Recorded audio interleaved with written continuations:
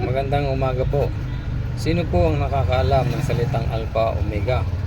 Noong bata pa po ako, nabasa ko na ang salitang ito sa isang pahina ng Bible. At kung hindi po ako nagkakamali, ganito po nakasaad doon: ako ang Alpha at ang Omega. Sino mang hindi sumasampalataya sa akin ay hindi makararating sa kinaroroonan ng Ama, sapagkat ang Ama at ako ay iisa.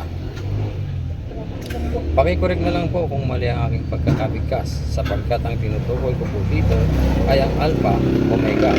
Ang katotohanan, ito po ay pagpili na magagaling at mahusay po ito sa mga ugat, namamakong ugat, pasma sa ugat, baradong mga ugat. Alpha Omega Deus Noster. Alpha Omega Domini Deus Noster.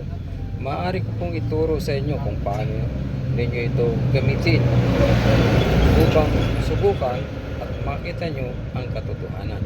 Maraming salamat po.